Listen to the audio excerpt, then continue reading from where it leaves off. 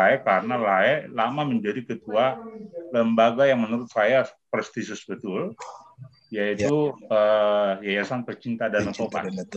Bincang kita sore ini terkait dengan itu. Apa sebenarnya yang melatari sehingga orang-orang kreatif, orang-orang hebat di beberapa tahun lalu membangun lembaga ini, dan kemudian bagaimana perjalanannya, apa kendalanya, serta kendalanya apa saja.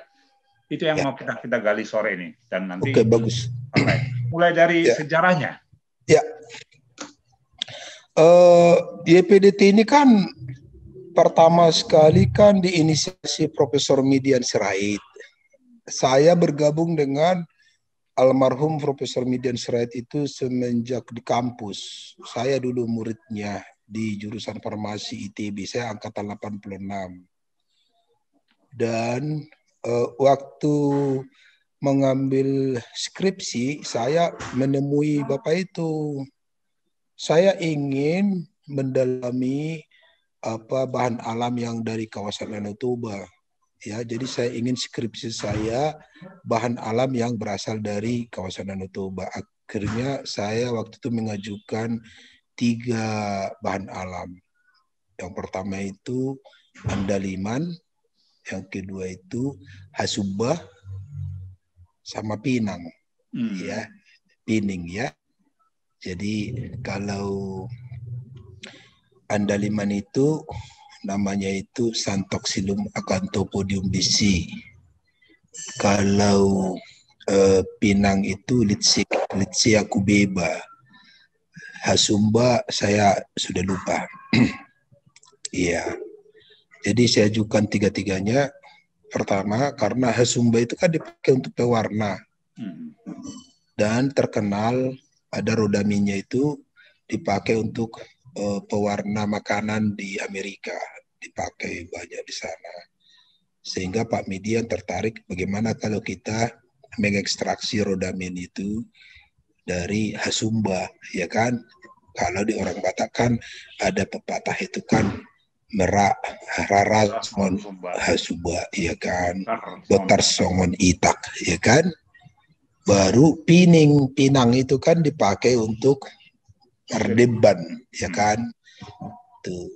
Jadi apa yang melatar belakangi orang Batak giginya itu kuat, ya kan? Dan akhirnya saya mempelajari pinang juga kan.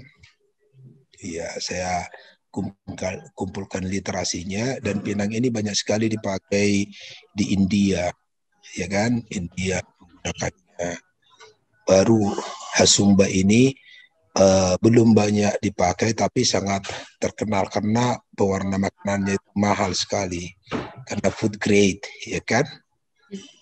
Tapi akhirnya saya kumpulkan juga andaliman, sama sekali literasinya tidak ada. Kalau Litsea cubeba sudah banyak literasinya, hasumba pun sudah banyak literasinya, andaliman belum ada. Ini yang menarik, belum ada yang itu kan. Ada yang mempelajarinya. Pada waktu itu Bang, pada waktu membuat skripsi tentang 3 komoditas kayaknya primer gitu ya di Danau Toba itu, apakah sudah ada visi bisnis barangkali pengembangannya kemudian? Enggak, saya tidak punya naluri bisnis. Naluri saya naluri sosial. Saya lebih menyukai kehidupan kemasyarakatan daripada dunia materi. Jadi kalau saya pun sekarang diberi Tuhan, saya tidak tertarik dengan ini. Ya, kalau Tuhan adalah pokoknya saya diberi materi, ya berkecukupan, lebih dari cukup, tapi saya tidak tertarik dengan ini, jujur aja. Karena sejak awal cita-cita saya punya rumah hanya tipe 45, baru mobil bekas Suzuki Katana karena itu dulu terkenal, ya kan? Dan seperangkat peralatan rumah tangga, dan itu saya tuliskan di agenda saya. Lalu di usia 32 saya harus master, itu aja, ya kan? Makanya entah dari manapun master saya kejar untuk bisa mendapatkan itu. Jadi tujuannya hanya dokumentasi pada waktu itu ya Pak ya, untuk Jadi Iya, belum literasi ya. ada hanya literasi. Karena memang belum ada yang meneliti andaliman. Sementara ini sangat khas di orang Batak. Ya, saya bilang sama Pak Midian, saya memilih andaliman karena belum ada literasinya. Untuk melengkapi literasi di kemudian hari. Makanya skripsi saya itu literasi pertama untuk andaliman. Iya. Dari situ perkenalan saya dengan Pak Midian secara dekat. Lalu dia pun senang dengan saya karena orang Batak tembak langsung, memiliki kerinduan untuk meneliti bahan alam dari kampung halamannya. Lalu kami suka berdiskusi, akhirnya melanglang buana, kadang ke politik, kadang ke organisasi. Akhirnya waktu saya melamar kerja, ya dibilang, udahlah kamu datang ke Jakarta, katanya kan. Ya, saya siap perintah aja. Ya, saya kerja di tempat dia di Pitokemo Agung Pharma. Gitu. Ada waktu skripsi untuk USU ya Pak ya? ITB. Iya, dari ITB. ITB. Iya. Gitu. Jadi saya semakin dekat dengan beliau, saya pelajari pribadinya yang luar biasa dan cerdas luar biasa, sangat sistematik, sangat filosofis. Dan sepanjang yang saya berteman dengan tokoh-tokoh Batak, saya kira Midian itu salah satu tokoh paling filosofis dan sistematis. Ya, di antara banyak tokoh yang banyak saya temui, belum ada tandingannya cara berpikir filosofisnya itu. Jadi dia berpikir sangat holistik, juga sangat detail. Ya kira-kira begitu. Karena selain belajar fitologi di Jerman, beliau juga aktivis politik di sana ya, mahasiswa ya? Iya. Masih diingat Pak contohnya yang sosok Pak Midian yang Bapak katakan tadi itu? Kan saya waktu di kampus selalu membawa dia dalam kereta rodanya. Jadi ketika dia keluar dari mobilnya, saya udah berlari, saya udah tahu kan, itu mobilnya Pak Midian. Saya kan muridnya. Saya udah langsung lari. Jadi sudah tahu Pak Midian bahwa yang membawa dia nanti ke ruang dia harus maruap, nggak boleh supirnya. Jadi saya membawa kereta rodanya itu, ya kan, dan nanti setelah dari kereta roda baru nanti jalan ke ruangannya itu pakai tongkatnya tapi pegang tangan saya. Gitu saya yang jaga sampai ke ruangannya. Jadi kalau kami diskusi, banyak filsuf yang dia sampaikan ke saya, tapi saya belum nyambung kan? Karena wawasan saya masih sangat sempit, pemahaman politik saya juga tidak ada. Kalau dibilang kemampuan akademik saya juga masih sangat muda, tapi dia menyampaikan banyak hal, saya dengar banyak mendengar. Lalu setelah saya kerja di tempat dia, kami memang satu ruangan, mulai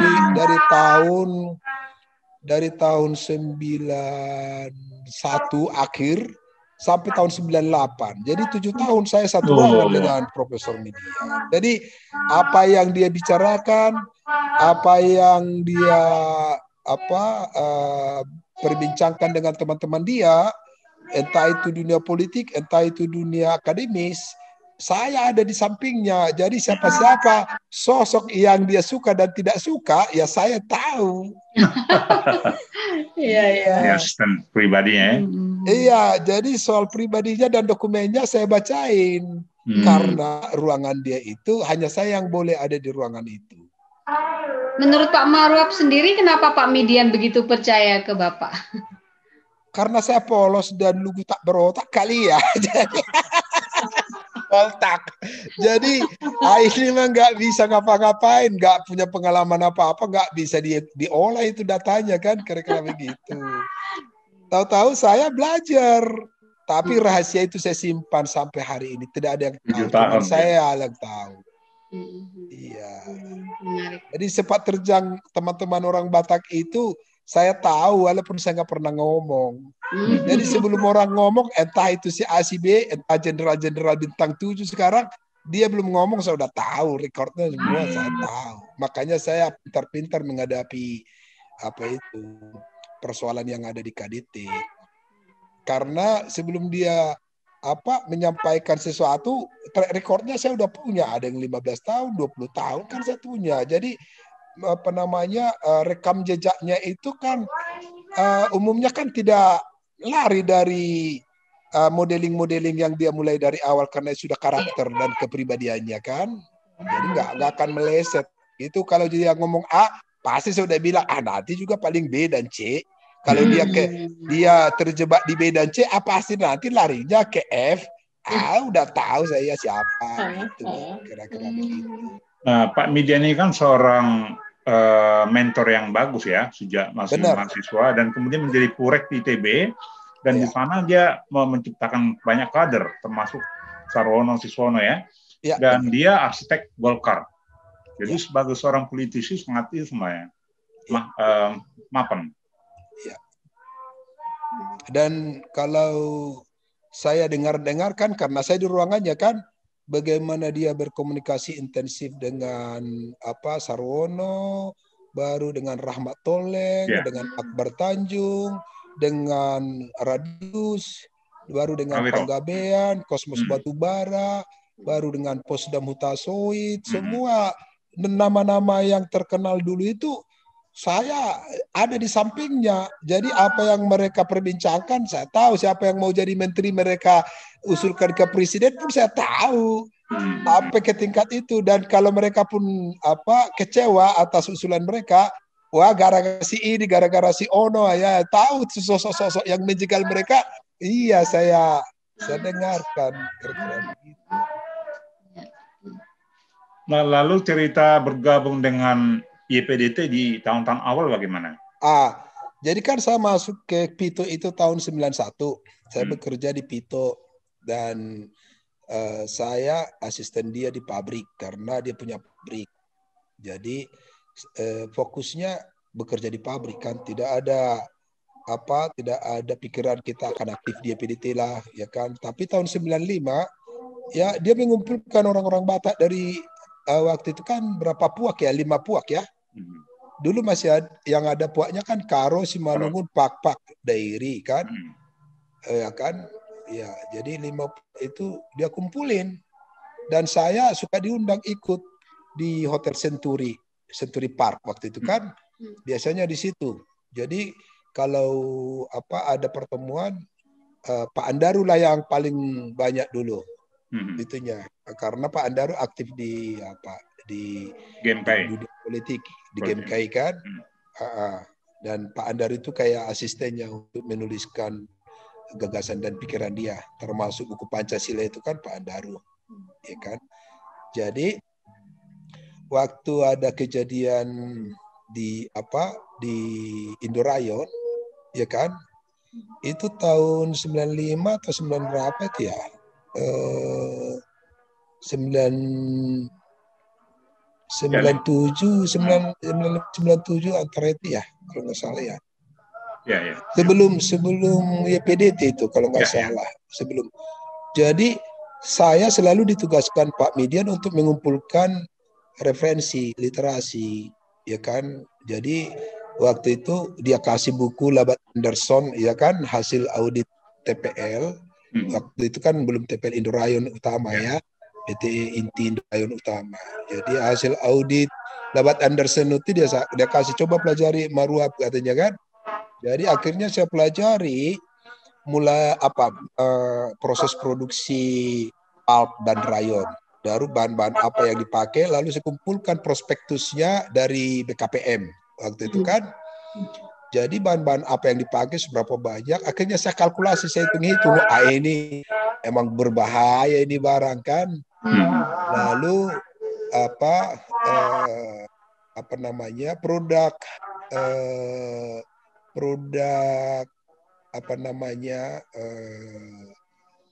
produk samping dari pemutih-pemutih itu kan, itu kan ada klorin kan, itu kan ada bahan-bahan yang bisa menghasilkan bahan-bahan yang toksik, ya kan?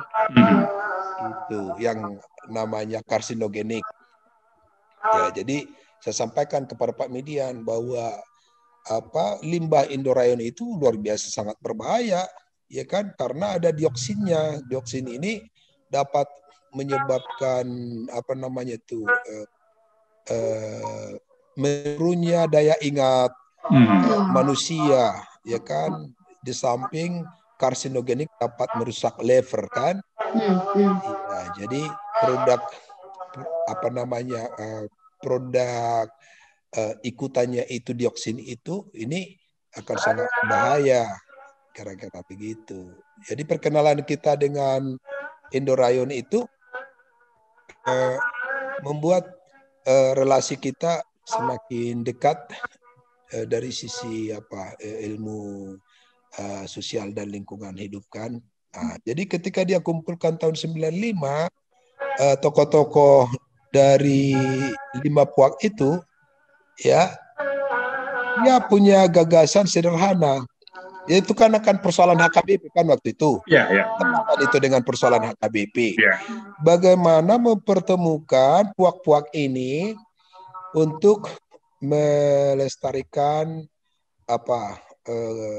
Danau Toba lah, baik itu dari sisi keanekaragaman hayati, baru kualitas air itu sendiri, kuantitas air itu sendiri, baru adat istiadat budayanya, baru bagaimana memanfaatkan teknologi untuk kesejahteraan orang Batak, lalu bagaimana mempertemukan pemikiran dengan gagasan orang Batak itu secara keseluruhan, karena mereka dipertemukan oleh air itu. Jadi pemersatu dari 5 etnis itu adalah danau itu. Itu awal gagasannya Profesor Median itu. Jadi filosofinya air itu pemersatu, ya, terhadap etnis-etnis orang Batak itu, sehingga dimulai dengan membahas isu-isu yang berkaitan dengan pelestarian lingkungan hidup. Lalu bagaimana ada di sana yang disebut dengan Lake Toba Center, ya kan? Jadi pusat kajian terhadap Danau Toba supaya memahami asal usul Danau Toba itu, lalu apa aja fenomena yang bisa diteliti sehingga itu bisa menjadi satu potensi yang bisa dimanfaatkan, entah itu potensi energinya atau potensi historisnya, potensi ekowisatanya dan keanekaragaman hayati, atau potensi apa aja, energinya kan banyak itu kan. Jadi Pak Median itu memahaminya secara holistik. Lalu saya sangat suka, ya, saya ikut-ikut aja, ya apa kata Bapak itu saya ikut. Saya nggak banyak bicara seperti sekarang, tukang banyak ngomong.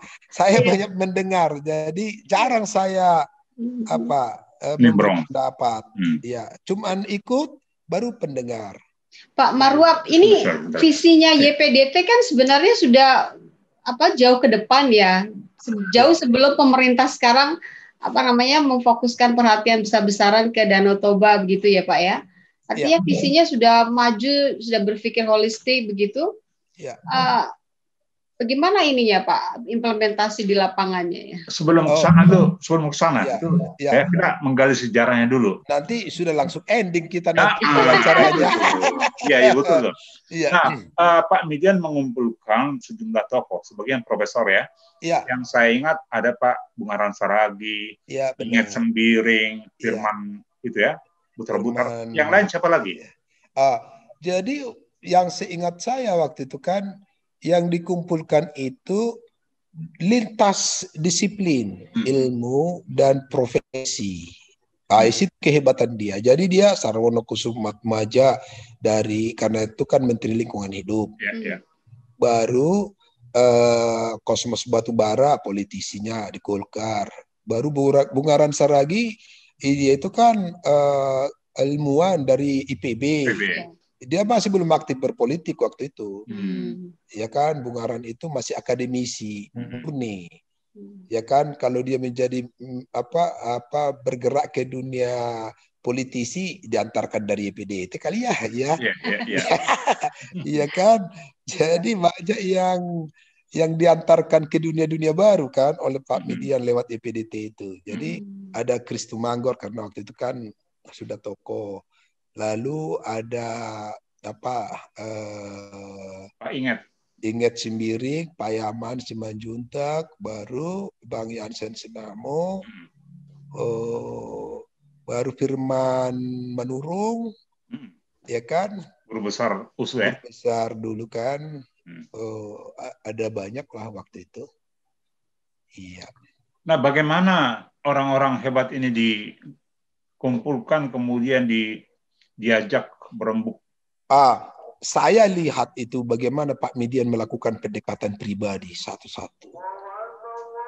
Jadi dia membangun komunikasi personal yang baik terhadap masing-masing orang. Jadi saya masih ingat bagaimana dia berkomunikasi kepada si A, si B, si C satu persatu.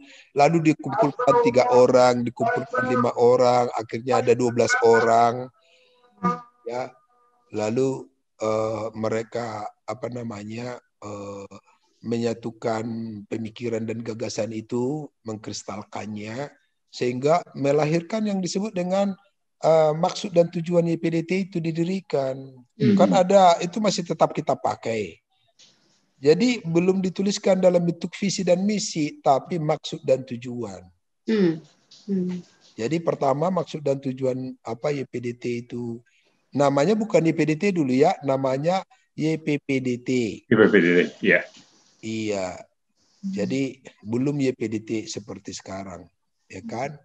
Jadi maksud dan tujuannya itu ada 5. Yang pertama, menjaga kualitas air untuk kualitas air minum. Yang kedua, menjaga kuantitas air itu 903 sampai 905 di atas permukaan laut. Yang ketiga itu menjaga kelestarian hayati dan hewani. Baru yang keempat itu untuk melestarikan adat budaya yang ada di kawasan Danau Toba. Yang kelima itu menggunakan iptek ya untuk kesejahteraan orang Batak. Jadi dengan iptek dan teknologi untuk mengelola kawasan Danau Toba itu. 5 maksud dan tujuan itu. Baru di kepemimpinan saya baru ada itu visi dan misi. Nah, yang terlibat juga kan adik kandung Pak Midian, Profesor Tunggul ya? Ya benar, ayah. Jadi resminya tanggal berapa itu ya Pak dibentuknya YPPDT itu Pak? Tanggal 17 Agustus tahun 95. Oke, itu berarti lahirnya ya? Ada filosofinya itu 17, 8, 45. Jadi ada 70 itu kan. Oh. Jadi 70 tokoh-tokoh, makanya pendirinya itu 70 orang.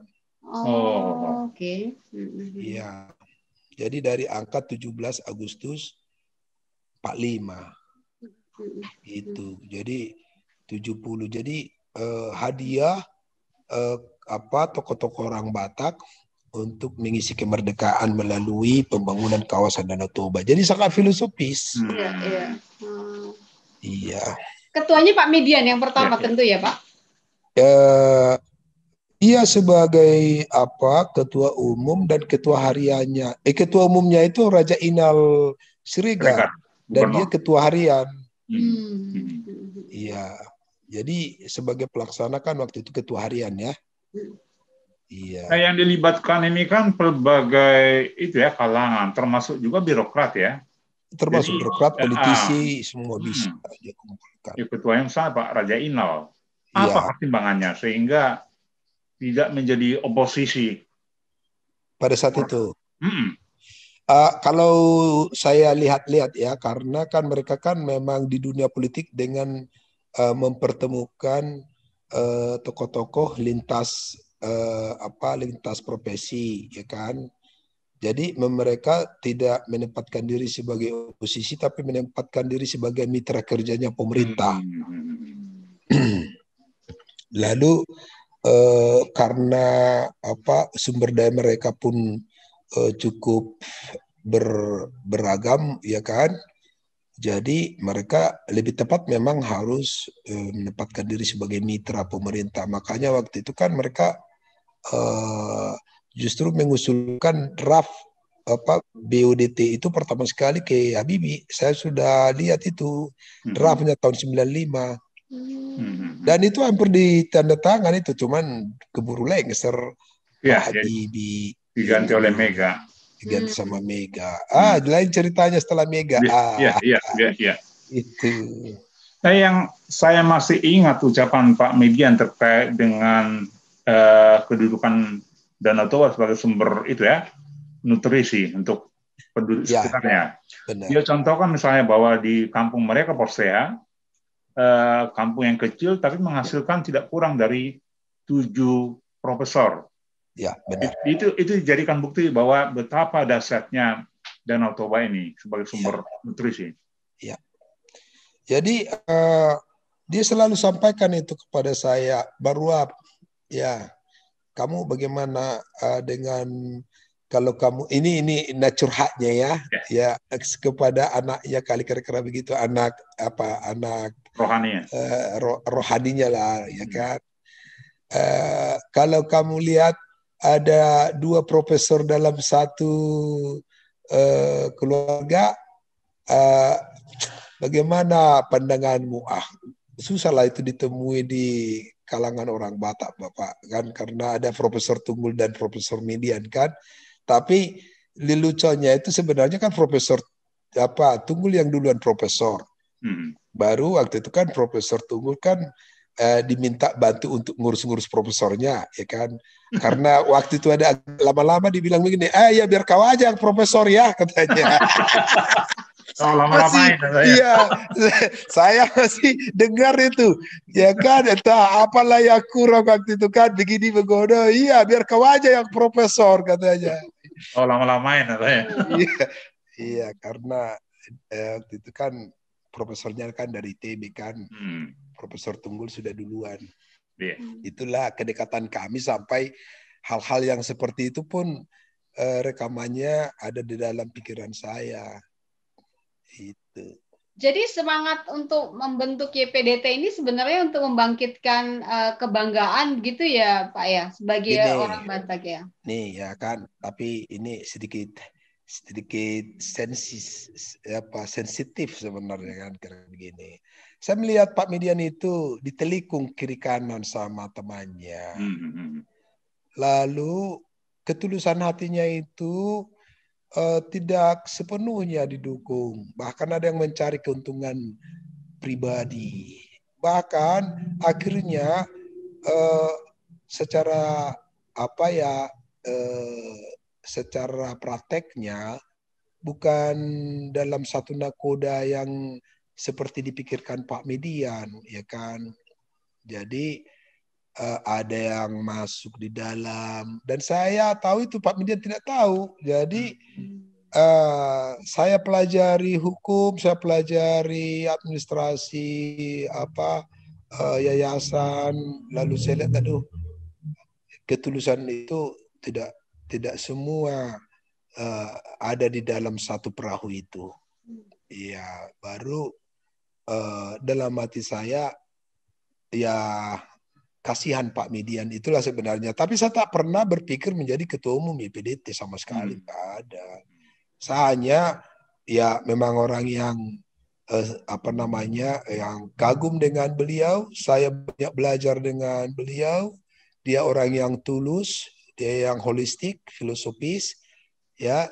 Jadi saya bangga mengikuti pikirannya. Jadi ceritanya ketika Pak Andaru pernah pulang dari kantor YPDT yang belakangan itu sudah aktif, kan agak lama tidak aktif kan setelah Pak Median, lalu Pak Payaman, baru Pak Jansen, baru sempat dicoba ke yang lain, sempat Pandana Beban hampir, lalu yang lain-lain juga ada. Tapi nggak jalan yang saya lihat kan. Jadi kantor itu pun relatif terbengkalai kan. Jadi Pak Andaru waktu itu datang ke rumah kan, ke sini kan. Aduh, saya sedih katanya, dia bilang kan. Ini kantornya YPDT itu hampir tidak terurus kan begitu. Waktu itu kan ketua umum yang terakhir itu kan Jenderal Kornel ya. Ya, Simbolon ya. Ya kan. Baru saya pikir ya tentu ini kan kalau tidak digerakkan oleh sebuah hati yang tulus, ini nggak mungkin karena ini kan non-profit ya, atau kalaupun orang menggerakkannya ada vestiknya dia akan serius, tapi setelah dapat atau tidak dapat dia akan tinggal kan. Karena begitu kan. Saya melihat banyak orang yang berhasil karena YPDT ya kan, dan memang tidak berpihak kepada YPDT karena memang YPDT ini kan wadah yang kritis ya kan. Sehingga ketika dia sudah keluar dari YPDT dengan kepentingannya, tentu dia nggak bakal satu visi dengan panggilan ber-YPDT itu kan. Iya, karena berseberangan dengan kapitalis itu kan bukan persoalan mudah kan. Ya, karena kekuatan kapitalis itu dengan penguasa itu kan itu tandem yang kuat kan. Perbedaan karena kepentingan ya memang ada yang akhirnya memilih jalan yang berbeda ya kan, karena kepentingan ya kan. Dan kalau saya menonton orang-orang itu, dalam hati saya ini apa kurang makan atau apa, udah hebat ya.